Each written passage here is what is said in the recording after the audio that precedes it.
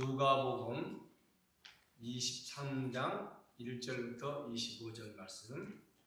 무리가 다 일어나 예수를 빌라도에게 끌고 가서 고발하여 이르되 우리가 이 사람을 보매 우리 백성을 미혹하고 가이사에게 세금 바치는 것을 금하며 자칭 왕 그리스도라 하더나이다 하니, 빌라도가 예수를 물어 이르되 내가 유대인의 왕이냐? 대답하여 이르시되 내 말이 옳도다. 빌라도가 대제사장들과 무리에게 이르되 내가 보니 이 사람에게 죄가 없도다 하니, 무리가 더욱 강하게 말하되 그가 온 유대에서 가르치고 갈릴리에서부터 시작하여 여기까지 와서 백성을 소동하게 하나이다. 빌라도가 듣고 그가 갈릴리 사람이냐 물어 헤롯의 관할에 속한 줄을 알고 헤롯에게 보내니, 그때에 헤롯이 예루살렘에 있더라. 헤롯이 예수를 보고 매우 기뻐하니 이는 그의 소문을 들었으므로 보고자 한지 오래였고 또한 무엇이나 이적 행하심을 볼까 바라던 연고라. 여러 말로 물으나 아무 말도 대답하지 아니하시니 대제사장들과 서기관들이 서서 힘써 고발하더라. 헤롯이 그 군인들과 함께 예수를 업신여기며 희롱하고 빛난 옷을 입혀 빌라도에게 도로 보내니, 헤롯과 빌라도가 전에는 원수였으나 당일에 서로 친구가 되니라. 빌라도가 대제사장들과 관리들과 백성을 불러 모으고 이르되 너희가 이 사람이 백성을 미혹하는 자라 하며 내게 끌고 왔도다. 보라, 내가 너희 앞에서 신문하였으되 너희가 고발하는 일에 대하여 이 사람에게서 죄를 찾지 못하였고 헤롯이 또한 그렇게 하여 그를 우리에게 도로 보내었도다. 보라, 그가 행한 일에는 죽일 일이 없느니라. 그러므로 때려 놓겠노라. 우리가 일제히 소리질러 이르되 이 사람을 없이 하고 바라바를 우리에게 놓아주소서 하니, 이 바라바라는 성전에서 일어난 일랑과 살인으로 말미암아 옥에 갇힌 자라.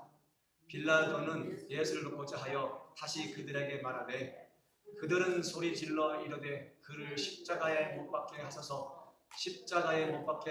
하는지라. 빌라도가 세 번째 말하되 이 사람이 무슨 악한 일을 하였느냐?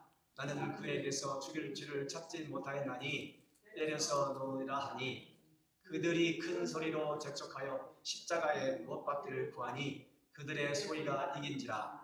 이에 빌라도가 그들이 구하는 대로 하기를 연도하고 그들이 요구하는 자 곧 밀랑과 살인으로 말미암아 옥에 갇힌 자를 놓아주고 예수는 넘겨주어 그들의 뜻대로 하게 하니라. 아멘. 오늘은 그분과 예수님이란 제목으로 말씀을 나누고자 합니다. 우리는 성경에 아브라함을 비롯해서 유대인들이 하나님을 무엇이라 부르는지 관심을 기울일 필요가 있습니다. 우리는 모두가 다 하나님 하고 부르고 또는 잘해야지 여호와, 요즘은 그래도 또 야훼 그러고 부르긴 하는데, 그렇지만 성경에서 더더욱이 처음 하나님을 대면했던 아브라함이 하나님을 뭐라 부르는지 살펴볼 필요가 있다고 하는 거죠. 또한 아브라함뿐만 아니라 모세도 하나님을 대면하면서 아니 당신은 누구십니까? 라고 출애굽기에 보면 묻습니다. 그러다 하나님이 뭐라고 대답을 하시냐면 나는 스스로 있는 자다. 영어 성경에는 I am that, I am 그렇게 말씀하시거든요. 나는 나다, 나는 존재한다, 나는 존재하게 한다 라는 그러한 식으로 말씀을 하세요. 출애굽기 3장 15절 말씀에 보면 하나님이 모세에게 이르시되 너는 이스라엘 자손에게 이같이 이르기를 너희 조상의 하나님 여호와 곧 아브라함의 하나님 이삭의 하나님 야곱의 하나님께서 나를 너희에게 보내셨다라고 이야기해라. 그러면서 뭐라고 했냐면 내가 이스라엘 백성들에게 너를 보내는 이유는 나의 영원한 이름이요 대대로 기억할 나의 칭호 때문에 보내는 것이다 말씀한다는 거죠. 그래서 히브리어에서 스스로 존재한다라고 하는 것을 어떻게 표현하느냐 했더니 굉장히 어려운 표현을 써요. 스스로 존재한 자. 어떻게 어려운 말을 쓰냐면 야훼. 네. 무슨 얘기냐면 히브리어로 4개의 자음, 영어로는 YHWH인데 자음만 있으니까 이게 어떻게 읽을 수가 없는 거예요. 모음이 없으니까. 이것을 히브리어는 테트라그라마톤이라고 이야기하는데, 유대인들은 거룩하고 신성한 하나님에 대해서 함부로 이름을 부를 수가 없으니까 자기들끼리만 알듯이 야훼 그러면 그 뜻이 그분 하는 그런 느낌으로 테트라그라마톤을 사용했다라고 하는 거죠. 그러면서 그들은 하나님의 이름을 직접적으로 부르지는 않았지만 하나님의 본질을 담은 이 테트라그라마톤을 사용함으로 인해서 하나님의 본질을 묘사했다라고 하는 얘기예요. 그래서 오늘날은 성경에서 하나님을 여호와 또는 야훼 그렇게 막 번역을 해놓지만 실제로 야훼라고 하는 것은 하나님의 이름, 고유명사라기보다는 그냥 소리 정도로 이해하시는 게 맞다라고 하는 것입니다. 그런데 요즘 한국에 경기도 성남시의 대장동 사건의 관련자들의 증언을 하는데 거기 보면 이름이 안 나오고 그분하고 나와요. 그래서 저는 그것을 보면서 하나님이 저기에 관련이 되어 있나? 그러고 뉴스를 보게 됐습니다. 이야기를 가만히 들어보니까 감히 이름을 언급할 수 없어서 그분이라고 칭하고 있더라라고 하는 거죠. 제가 그 뉴스들을 보면서 기가 막혔습니다. 성경의 그분과 성남의 그분, 이게 어떤 연관성이 있을까? 이쪽도 그분, 저쪽도 그분이라고 부르고 있는데 그분이라는 그 호칭이 가볍게 넘길 수만은 없더라라고 하는 것이죠. 더더욱이 지난 10월 27일에 그분과 관련된 이 암흑에는 재림 예수인들이라는 제목의 책이 나왔어요. 더더욱이 땡스기빙임에도 불구하고 제가 갑자기 이 설교를 하게 된 동기도 사실은 이틀 전에 이 소식을 접했고 출판 기념회를 한다고 하는 그 뉴스를 보게 된 거죠. 이러한 상황 속에서 교회가 목회자들이 침묵하고 있으면 안 되겠다라고 하는 생각 속에 이 설교를 준비하게 된 것입니다. 최원효와 안성묵이라고 하는 사람이 함께 지었는데 정작은 이 저자들이 누구인지 아무리 검색을 해보고 찾아봐도 알 수가 없었어요. 그나마 안성묵이라고 하는 사람은 단월드라고 해서 이 단전호흡을 하고 자기 수련을 하는 그런 단체에 이승원 글로벌 사이버 대학교 총장의 정신적인 스승이다. 그러니까 단월드의 뿌리가 되는 사람이다 라고 하는 얘기죠. 그러니까 이러보나 저러보나 제목은 암흑에는 재림 예수인듯이라고 붙여놨지만 이 글을 쓴 사람들이 정작 기독교하고는 관련성이 딱히 있어 보이는 그런 사람들이 아니더라라고 하는 거죠. 출판사 측에서도 의도적으로 암흑에는 재림 예수다라고 말하지 않았다라고 이야기합니다. 굳이 자기들이 암흑에는 재림 예수인듯이라고 표현한 것은 이유가 있다는 거죠. 출판사에서는 이야기하기를 한 정치인의 삶을 종교적인 상징으로 보고서 역정을 짚고 일어선 의지와 집념을 입지전적으로 표현하기 위해서 성경에 나오는 재림 예수를 가져다 쓴 것이다. 그렇게 이야기를 하고 있어요. 동시에 트럼프 2기 집권 후에 국익 중심의 혼란한 시대 상황 속에서 나라를 구원시키고 위기를 극복해 나가는 그러한 지도력을 찬사하기 위해서 이렇게 제목을 붙였다라고 하는 거죠. 아무개라고 하는 이 사람의 인물을 신격화 또는 우상화하려는 것이 결코 아니다라고 이야기했습니다. 이 아무개라고 하는 사람이 걸어온 평범하지 않은 삶의 이야기를 성경 속의 재림 예수님과 빗대어 이야기함으로 인해서 이 시대 속에서 사람들이 얼마나 구원을 갈망하고 희망을 상징하는지를 담고 싶었다라고 이야기를 합니다. 출판사에서도 자기들 빠져나갈 구멍은 다 만들어 놓고 있는 거죠. 그럼에도 불구하고 기독교계 또 우리 믿음의 사람들이 목회자들이 이 책의 제목을 봤을 때는 딱히 공감이 되거나 한편으로는 야 좋은 책이다 라고 하는 찬사가 나오지 않더라라고 하는 것입니다. 그래서 오늘은 정치적인 화두와 함께 이름도 부를 수 없는 그분, 바로 그분과 예수님에 대해서 살펴보자 합니다. 오늘 본문과 함께 우리가 생각해 볼 수 있는 것은 재판받으신 예수님에 대해서 생각을 해볼 수 있습니다. 지금 그분과 예수님에 대해서 말씀을 나누는데 그분의 주요 범죄 혐의에 대해서는 신문 방송을 통해서 익히 잘 아실 것입니다. 다시 말씀드리지만 어떤 혐의에 대해서 옳고 그렇다 그 얘기를 하는 게 아닙니다. 지금 이야기가 되고 있는 것이 그분의 주요 혐의는 공직선거법 위반, 대장동 개발 의혹, 검사 사칭 관련 허위사실 유포, 위증교사, 대북 송금 의혹 등 7개 사건에 11개의 혐의를 받고 있다라고 기사에 나오고 있습니다. 이미 검사 사칭하고 특수공무집행방해, 선거법 위반, 음주운전에 대해서는 전과가 확정돼서 전과 사범에 별을 달고 있어요. 그러나 대장동 변호사 출신 법제처장은 청문회에 나와서 한다는 얘기가 그분의 5개 재판은 모두 무죄다라고 항변을 했습니다. 정작은 법제처장이기 때문에 고위의 공직자고 공무원이기 때문에 어떤 정치적인 중립을 유지해야 할 의무가 있음에도 불구하고 거기에서 하나도 아닌 5개의 모든 재판은 무죄다 그러고 이야기해가지고 또 한참 문제가 되기도 했었습니다. 지금까지 말씀드리고자 하는 것은 민감한 사안의 옳고 그름을 따져보자라고 하는 것이 아닙니다. 현재 뉴스에서 이야기되고 있는 거, 옳고 그름은 나중에 재판에서 가르치겠죠. 그러나 이러한 상황이 있다라고 하는 것을 지금 말씀을 드리는데, 자, 그러면 우리가 지금 생각해 볼 것은 그분에 대한 것이 아니라 예수님의 죄목은 무엇인가라고 하는 거죠. 예수님의 죄목은 두 가지 죄입니다. 종교적인 죄목과 그리고 정치적인 혐의가 있어요. 먼저 종교적인 혐의에는 또 두 가지로 구분되어지는데 신성 모독죄와 율법 위반죄가 걸려 있습니다. 유대인 지도자들은 이 예수라고 하는 젊은이가 갑자기 나타나가지고 하나님의 아들이라고 막 이야기하고 하니까 이것은 하나님을 사칭하는 것이다. 그래서 신성 모독이다 라고 간주했습니다. 따라서 이것은 어떠한 로마의 법에 의한 것이 아니라 유대인들의 종교법에 위배되었던 그런 상황이었죠. 반면에 유대인의 율법을 어겼다라고 하는 이유 중에 하나가 뭐냐면 안식일을 위반했다는 거죠. 우리가 잘 알고 있는 것처럼 예수님은 안식일이고 뭐고 가릴 것 없이 살려야 될 것 같으면 안식일에도 살렸고 병을 고쳐야 될 것 같으면 안식일에도 병을 고쳐주셨습니다. 그러다 보니까 이게 눈에 가시처럼 거슬린 거죠. 그리고 유대인들에게 거짓 예언자, 자기가 메시아라고 그러니까 이건 거짓이다 라고 또한 정치적인 혐의로서는 로마 당국에 대한 주장들이에요. 유대 지도자들이 예수를 재판에 회부시키는데 뭐라고 하냐면 선동죄 또는 반역죄라고 해서 로마 법정에 세우려고 합니다. 이 예수라고 하는 자는 로마 제국의 그 기득권과 정치 세력에 대항해서 나라를 뒤엎는 자다. 그렇게 이야기하는 거죠. 정치적 위험 요소라는 거예요. 반면에 세금 회피라고 하는 그 제목을 들었습니다. 심지어 이 젊은 예수라고 하는 자는 가이사에게는 세금을 내지 말라라고 사람들을 준동했다. 그렇게 위법을 조장했다라고 이야기하는 거죠. 그리고 왕권 사칭죄로 고발을 한 것입니다.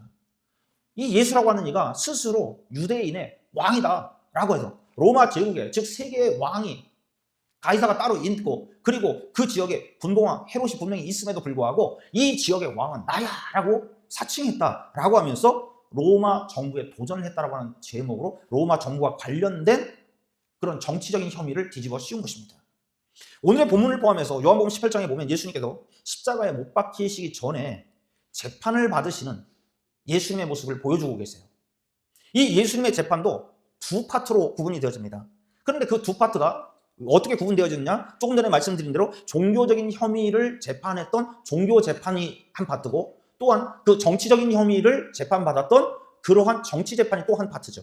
그런데 그 파트 내에서도 세 파트씩 또 나뉘어져요. 종교재판에서는 예수님께서 잡히시던 날 밤에 전 대제사장이었던 안나스와 현 대제사장인 가야바에게 그 뜰에서 재판을 받습니다. 그리고 종교재판소였던 산헤드린 공회에서 또 불려가서 재판을 받습니다. 이렇게 안나스와 가야바, 산헤드린 이 세 곳에서 종교재판을 받는 거죠. 이때 제목이 뭐였다고 말씀드렸습니까? 종교재판에서는 신성모독과 율법 위반이다 라고 하는 거죠. 또한 로마 재판에서는 이제 종교재판에서 자기들은 사용권이 없으니까 그냥 매질 몇 대 하고 끝날 것이 아니라 잡아서 죽여가지고 완전히 그 씨를 뽑아버리고 싶은 그러한 마음이 유대인들에게 있었어요. 그렇기 때문에 그때 당시의 법에 따르면 사형권은 로마 정부에 있었으니까 로마 법정에 반드시 세워야만 됐던 거예요. 그래서 이제 종교재판을 끝내고 빌라도의 법정에 세우게 되는데 이때는 종교재판 때하고는 달리 정치재판이니까 선동 및 폭동, 납세 거부, 왕 사칭 등의 혐의를 걸어가지고 회부시켰다라고 하는 거죠. 그런데 우리 성도님들 잘 아시는 것처럼 빌라도가 신문을 해보고 이런저런 이야기를 나눠봐도 어떻습니까? 예수님에게서 사형을 시킬 만한 실정법 위반될 만한 그런 사항이 없었다는 거죠. 그러니까 내가 아무리 찾아봐도 사형시킬 만한 제목을 못 찾겠다 해가지고 그때 당시에 분봉왕이었던 헤롯에게 마침 예루살렘에 있던 그 헤롯에게 보냅니다. 그런데 이 헤롯은 어때요? 야, 이거 가만히 보니까 그냥 예사로 넘길 그 재판이 아닌 거예요. 아, 이건 내 손에서 해결할 게 아닙니다. 빌라도 당신이 해결하세요. 그러고서 또 다시 보내요. 그래서 빌라도 법정에 예수님이 두 번을 서게 되는 거예요. 두 번째 또 오니까 그대로 또 다시 돌려보냈다가는 원성이 자자할 것 같은 그런 생각에 빌라도가 반감을 완화시키기 위해서 그래도 하는 신용이라도 해야지. 그래가지고 로마의 채찍이라고 한다면 이 채찍에 갈고리가 달려있고 그래서 그걸 휘두르면은 막 살점이 툭툭 묻어나는 그러한 채찍을 휘둘러서 예수님을 고문을 합니다. 그리고서 이제 유대인들에게 제안을 하는 거죠. 야, 내가 아무리 찾아봐도 이 예수라고 하는 이는 사형시킬 만한 죄목을 못 찾겠다. 그런데 마침 강도 바라바가 있는데 유대인들의 그 절기를 맞아가지고 죄수가 아무리 중한 죄를 저질러도 풀어주는 관례가 너에게 있지 않냐. 그러니까 내가 그것을 존중해가지고 한 명을 풀어줄 테니까 예수를 풀어줄까 바라바를 풀어줄까. 내심은 당연히 예수님을 풀어주세요. 그럴 줄 알고 그렇게 얘기를 했는데 군중들은 어땠습니까? 바라바 바라바 예수를 십자가에 못 박아라. 그러고 얘기를 한 거죠. 우리가 읽은 말씀에도 보면 빌라도는 밀란이 우려되었고 또한 로마 황제인 가이사의 눈밖에 날 것 같은 그러한 염려 때문에 어쩔 수 없이 2차 재판에 민중의 손을 들어주고 맙니다. 예수님을 향한 종교재판, 세 파트가 있었던 종교재판, 또 로마의 정치적인 두 번의 빌라도의 재판과 또 헤로드의 재판, 그 모든 것들이 정의에 대한 궁극의 조롱과 같은 재판정이 모독당하는 사람에 의해서 좌지우지되는 그러한 재판을 했다라고 하는 거죠. 그럼에도 불구하고 예수님은 그 재판을 받으셨습니다. 앞서 말씀드린 대로 그분도 죄가 없다고 그분을 변호했던 변호사도 5가지 항목 다 죄가 없습니다. 그러고 항변을 합니다. 반면에 우리 예수님에 대해서 누가 항변할 수 있어요? 우리가 알죠. 우리가 확신하는 바는 세계 역사상 가장 무고한 죄 없으신 분이 예수님인데 그 예수님이 죄가 있다라고 지금 빌라도의 2차 재판에서 판결을 받게 된 것입니다. 예수님께서는 참 억울하셨을 것 같아요. 그런데 왜 예수님께서 이렇게 종교 재판과 정치 재판을 다 받아가면서 그 고통을 감내하셨을까요? 저 용산에 계신 그분은 난 도저히 인정 못하겠다고 그러면서 거부하는데 우리 예수님은 기꺼이 감당하신 그 이유가 과연 무엇일까요? 로마서 13장 1절부터 2절 말씀 보시면 각 사람은 위에 있는 권세들에게 복종하라. 권세는 하나님으로부터 나지 않음이 없나니 모든 권세는 다 하나님께서 정하신 바라. 그러므로 권세를 거스리는 자는 하나님의 명을 거스름이니 거스르는 자들은 심판을 자취하리라. 사도 바울은 국가 권세자들의 권위를 인정하고 순복하라고 권합니다. 재판을 받는다, 재판을 수용한다라고 하는 얘기는 그 재판관과 그 법정의 권위를 인정한다, 그런 의미를 이야기하는 거죠. 사람은 억울하면 저기 멀리 계시는 그분처럼 죄가 없다라고, 심지어 그 변호사들까지도 아무런 죄가 없다라고 그렇게 자기들의 주장을 합니다. 심지어는 죄가 없는데 무슨 재판이 필요하냐, 그 재판 자체를 없애버린다, 그러고 이야기하기도 합니다. 그러나 오늘 본문에서도 보는 것처럼 예수님은 죄가 없으셨지만 예수님이 재판을 받으신 이유는 권위에 순복하셨다라고 하는 거죠. 세상의 권위에 순복하셨고 그 권위에 순복하시게 된 그 배경이 무엇이냐, 그 권위를 세우시는 분이 바로 하나님이시다라고 하는 것을 믿었다는 거죠. 그것을 인정했다는 것입니다. 그래서 하나님께서 그 권위를 세우셨다라고 하는 것을 믿고 인정했기 때문에 결국 재판을 받으심으로 인해서 하나님을 인정한 것이었습니다. 우리 예수님은 죄가 없으셨지만 하나님을 인정하시고 하나님의 권위에 순복하신 것입니다. 그것이 바로 재판에 임하는 자세로 나타난 것입니다. 어떤 깊은 산 속에 며칠을 굶은 호랑이가 있었습니다. 그런데 그 호랑이가 가만히 보니까 아이고 배고파 하고 있는데 흰 토끼 한 마리가 깡총깡총 뛰어다니는 거예요. 그래서 기습적으로 이 토끼를 낚아챕니다. 그런데 놀랍게도 이 토끼가 호랑이의 발을 탁 때리면서 뭐라고 얘기하는데요? 놔 임마! 그런 거예요. 그러면서 주랭랑을 쳤다는 거죠. 얼떨결에 조그만 토끼에게 놔 임마 소리까지 들으면서 무시를 당하니까 얼마나 자존심이 상했겠어요. 그래가지고 내가 이놈 잡히기만 해봐라. 그래가지고 그 토끼가 다닐 것 같은 그 길목에 딱 이러고 노리고 있는 거예요 또. 그런데 그 토끼가 금방 또 까먹었는지 까불까불 하면서 또 뛰어오는 거예요. 그러니까 내가 이번에 잡히면 가만 안 두겠다. 그러면서 딱 겨누고 있다가 그 토끼를 또 낚아챘습니다. 목덜미를 콱 물었는데 딱 물는 순간에 이 토끼가 갑자기 휙 공중으로 돌면서 공중제비를 돌면서 이 호랑이의 콧잔등을 빡 뒷발로 차버려요. 뒤차기로. 그러니까 얼떨결에 또 코를 한 대 맞은 이 호랑이가 코피가 찡 나죠. 네. 얼마나 웃긴 상황이겠습니까?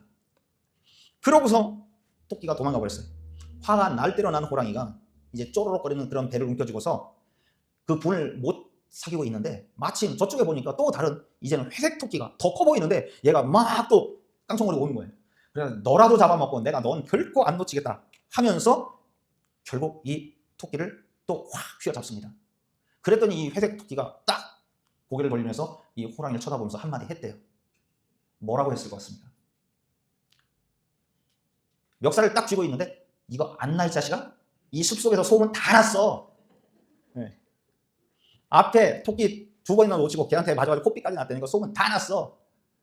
그 소리 들으면서 너무 민망하고 진짜 부끄러워서 허탈해가지고 그냥 손을 놓고 말았다라고 하는 이야기가 있습니다.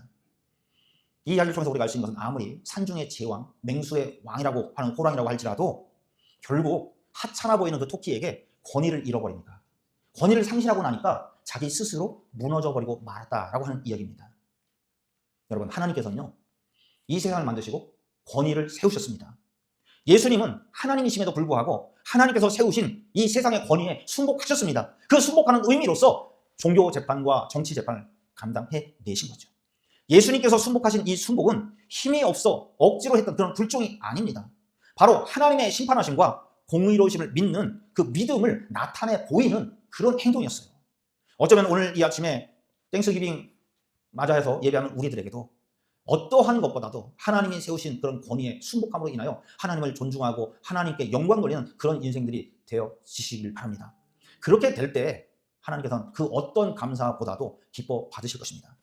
전도서 12장 14절 말씀 보시면 이렇게 말씀합니다. 다 같이.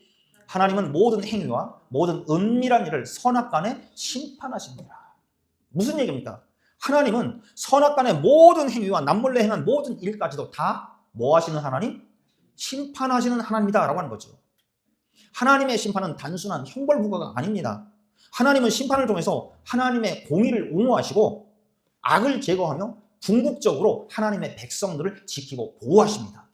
그렇기 때문에 심판이 내가 징벌을 받는 그러한 무서운 시간이다 라고만 생각하는 것이 아니라 오히려 하나님께서는 옳고 그른 것, 때로는 우리가 감추고 싶은 것까지도 다 확인하심으로 인해서 우리들에게 필요한 보호 조치를 하기 위한 하나님의 사랑의 표현이다 라고 하는 것을 믿으시길 바랍니다. 그렇기 때문에 그분과 예수님의 재판을 비교하면서 무엇보다 우리가 가슴에 담아야 될 것은 하나님께서는 심판의 하나님으로 이 세상에 있는 어느 누구도 하나님의 심판을 피해갈 수 없다라고 하는 사실을 기억을 하시길 바랍니다. 더더욱이 하나님께서는 성도들에게 이 심판에 서게 하심으로 인해서 하나님께서 지키시고 보호하기 위한 그런 사랑을 나타내심을 믿으시길 바랍니다. 둘째로 우리가 생각해 볼 수 있는 것은 자신은 죽고 주변을 살리신 예수님에 대해서 살펴보길 원합니다. 사람과 사람 사이에도요, 맞는 사람이 있습니다. 이 사람하고 나하고는 찰떡처럼 잘 맞아 하는 그런 사람이 있어요. 상대적으로 이 사람하고는 도대체 뭘 해도 안 맞아 라고 하는 그런 사람들이 있어요. 그래서 보통 그런 이야기 하더라고요. 부부가 만날 때는 가장 안 맞는 사람끼리 만나는 거예요. 네. 그러니까 남편을 향해서 보통 아내들이 안 맞아. 그게 하나님 뜻이에요. 네. 하나님께서 안 맞는 그 사람하고 잘 맞아 살라고 만나게 해주셨는데 뭘 안 맞는다고 그냥 불평불만하고 그러고 사느냐라고 하는 거죠. 여러분, 운동 경기에서만이 아니라 삶에 있어서도 곁에 함께 있어서 득이 되는 사람이 있는가 하면 곁에 함께 있음으로 인해서 같이 망하는 사람이 있더라라고 하는 거죠. 삶에는 분명히 함께 있어서 유익이 되는 사람 또는 화가 되는 사람이 있다라고 하는 거죠. 그런데 또 신문 기사에 나왔어요. 뭐라고 나오냐면 그분 주변에 있는 사람들이 자꾸 죽어. 그분 주변에 있는 사람들이 직접 간접적인 영향으로 자꾸 죽는다는 거예요. 여기 보면 잇따른 주변인 사망하고서 이 KBS 보도에 나온 표입니다. 제일 먼저는 땡땡 도시개발공사 2인자였던 사람이 검찰 구속영장 청구 후에 죽었다. 제가 좋게 죽었다고 이야기했지만 자살한 거죠. 또 그 땡땡 도시개발공사 개발사업처장이었던 사람이 참고인 조사하다가 또 죽었다. 이때 당시에 시장했던 사람이 그분이죠. 그런가 하면 그분의 변호사비를 대납했다라고 하는 의혹이 제기돼가지고 조사받던 그러한 사람이 또 죽어요.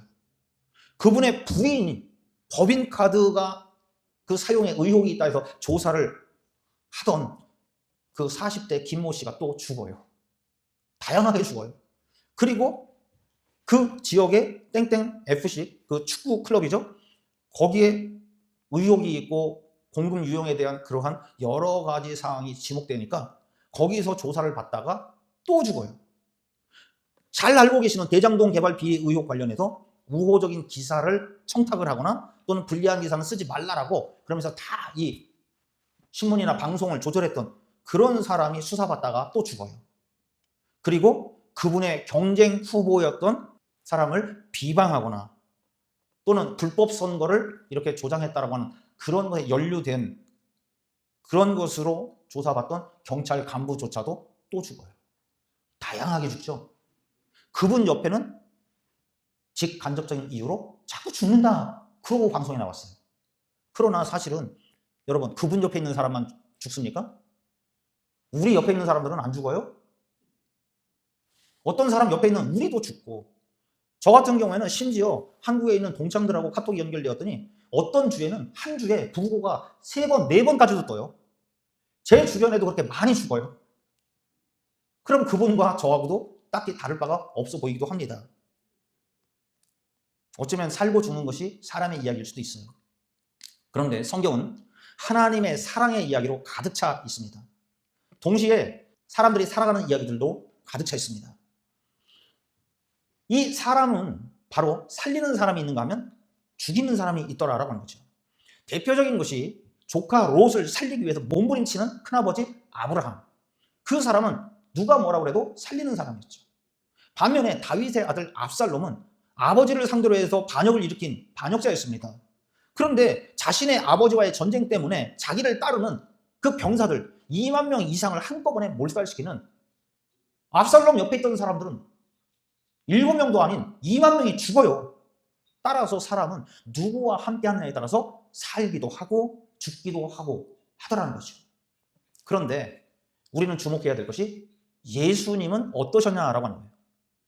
인간 예수님 옆에 있던 사람들, 물론 성경 속에서 장사 지는 행렬도 나오긴 합니다. 그러나 예수님은 자신은 하나님이셨지만 인간으로 오셔서 스스로 자신을 죽이셨습니다. 그러나 자신은 죽일 망정 예수님을 만나는 사람들은 살리셨어요. 어쩌면 오늘 이 아침에도 우리가 예수님을 만난다고 한다면 죽어가던 인생이라고 할지라도 살리신다는 사실을 믿으시길 바랍니다. 그러면 예수님은 어떻게 살리시는가라고 하는 것을 제가 4가지로 정리를 해보니까 생계 위협에서 살리세요. 우리가 시몬 베드로를 부르실 때의 장면 기억하시죠? 누가복음 5장에 보면 예수님 앞에 나왔을 때 베드로가 뭐라고 얘기합니까? 밤새도록 수고하였지만 얻은 것이 없습니다. 빈금을 뿐입니다. 라고 얘기합니다.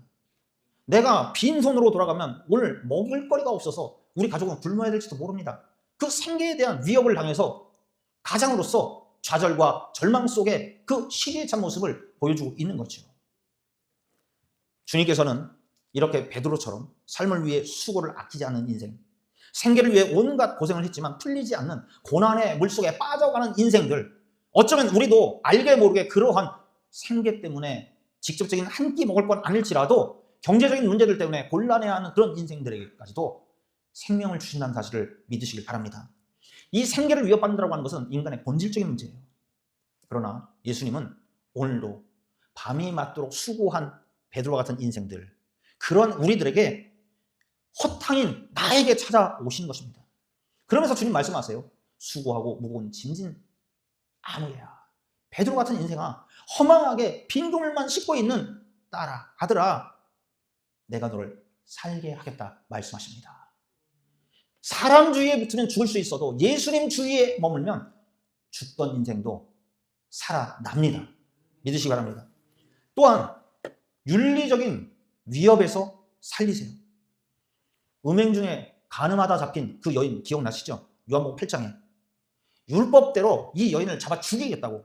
근데 이 사람들 아주 나빠요. 간음을 했으면 둘이 같이 했는데 왜 여자만 잡았을까요? 남자는 어디다 두고? 오늘날 같았으면 성차별이다 그랬을 텐데 그때 이 여자는 아무 소리도 못하고 잡혀가지고 때리면 맞을 준비를 하고 있는 거예요.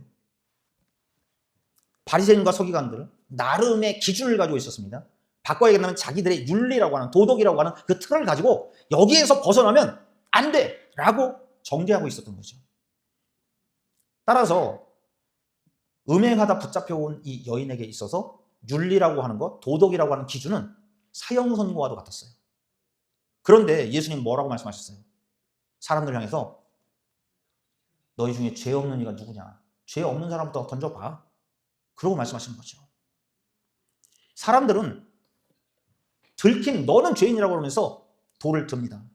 반면에 나는 들키지 않았으니까 돌 들을만 해 라고 이야기하는 거죠. 하지만 예수님은 그때 당시에 사람들이 가지고 있었던 기준, 윤리라고 하는 그 덫에서도 거기에 걸려가지고 꼼짝달싹 못하는 이 여인을 살려내셨어요. 오늘날도 어쩌면 우리에게 신앙 양심과 어떠한 도덕적인 그런 틀에 의해서 죄책감에 사로잡힌 인생들이 우리들일 수 있는데, 그런 우리의 인생에도 예수님 찾아오셔서 우리의 죽을 인생을 살리심을 믿으시길 바랍니다. 아울러 영적인 죽음에서도 살리십니다. 누가복음 17장에 보면 10명의 문둥병 얘기가 나오잖아요. 문둥병이라고 하는 것은 그건 천형이었습니다. 즉 천벌받은 것이었습니다. 바꿔 얘기한다면 이 문둥병이라고 하는 것은 하나님 앞에 범죄한 것, 영적인 범죄한 자들이 받는 그런 하늘의 병이었어요. 그러다 보니까 주변 사람들도 더 이상 상종치 않겠다고 했던, 사람과 사람도 대면 못하는 심리적으로 죽은, 영적으로 죽고 심리적으로 죽은 이들이 바로 이 문둥병자들이었어요. 그러나 예수님께서는 그들을 찾아가셔서 그들을 살리셨습니다. 우리도 구원받기 이전에는 허물과 죄로 죽었던 인생들이라고 에베소서에 말씀합니다. 그러나 니고데모에게 가르쳐 주신 것처럼 여기는 우리도 죽을 수밖에 없는 영적인 죽은 자, 심리적으로 죽은 자였던 우리에게 찾아오셔서 예수님은 거듭나게 하셨습니다. 구원받게 하셨습니다. 믿으시기 바랍니다. 그리고 예수님은 무엇보다 무너진 가정에서 살리셨어요. 요한복음 11장 1절부터 44절에 보면 우리가 잘 알고 있는 나사로가, 그때 당시에 이 3남매의 가장이었던 나사로가 갑작스레 죽었다라고 하는 얘기는 단순히 나사로 한 사람 개인의 죽음으로 끝나지 않습니다.